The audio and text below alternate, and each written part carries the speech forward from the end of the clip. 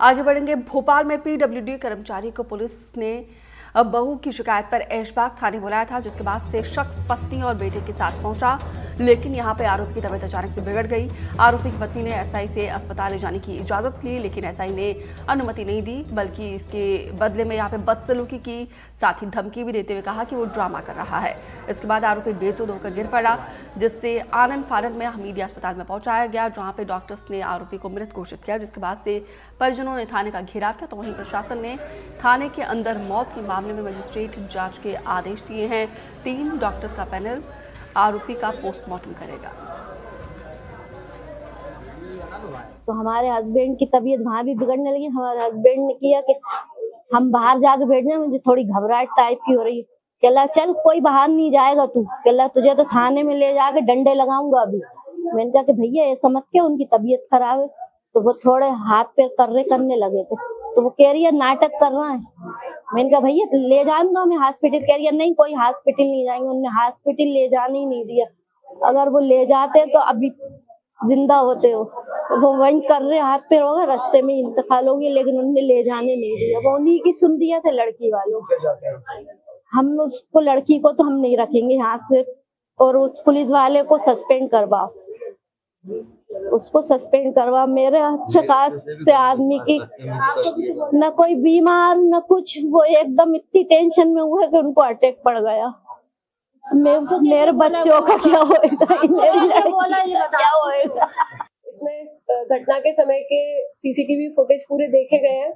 इसमें पुलिस के किसी भी स्टाफ के द्वारा किसी प्रकार की अभद्रता नहीं की गई है। इसमें जब ससुराल पक्ष और मायके पक्ष से दोनों से चर्चा चल रही थी, तभी जो मृतक है अकरम, इनको बेहोश होने लग गए और इसमें इनके परिजनों के द्वारा उनको उपचार हेतु हमीदिया ले जाया गया था, जहां पर उनकी मृत्यु हुई है। इसमें अभी तक जो सीसीटीवी फुटेज का अवलोकन किया गया है, किसी प्रकार की कोई भी अभद्रता नहीं बिल्कुल इसमें दिखाई दी है पुलिस स्टाफ की। हालांकि चूंकि वो बेहोश जो है थाना परिसर में हुए, इसीलिए जुडिशियल मजिस्ट्रेट को मर्ग कायम करके इसमें जुडिशियल मजिस्ट्रेट को आगामी इंक्वायरी के लिए जो है इसमें सूचित किया जा रहा है। आकाश ज्यादा जानकारी के साथ जुड़े हैं। आकाश, बीते दिनों ही सख्त आदेश आया था कि पुलिस कस्टडी में आरोपी की मौत होती तो उसके लिए जवाबदेही किसी बड़े अधिकारी की होगी, लेकिन हमने यहाँ पे दोनों ही स्टेटमेंट सुना है। जो मृतक की पत्नी है उन्होंने सीधा आरोप एसआई पर लगाया, तो वहीं जब पुलिस की तरफ से बयान आया, उनका कहना है कि सीसीटीवी फुटेज में ऐसा कोई मिसबिहेव नहीं किया गया है। देखिए, बात मिसबिहेव की नहीं है। परिजनों ने साफ आरोप लगाया है कि जो मृतक है, जब वो थाने पहुंचते हैं तो उनकी तबीयत बिगड़ने लगती है, हाथ पैर अकड़ने लगते हैं और परिजन उन्हें अस्पताल ले जाने की इजाजत एसआई से मांगते हैं, जो एसआई के द्वारा नहीं मिलती है।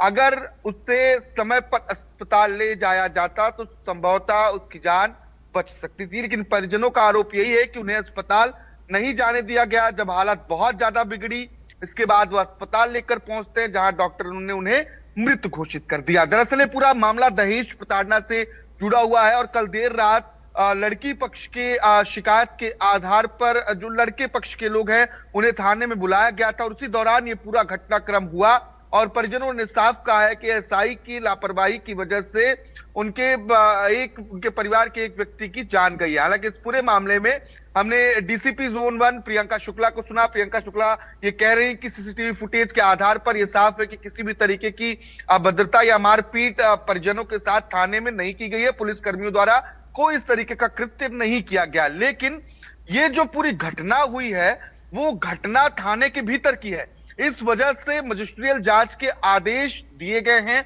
और इस संबंध में सूचित किया जा रहा है। अब ये जांच होगी तो तमाम जो और बातें हैं वो स्पष्ट हो पाएंगी।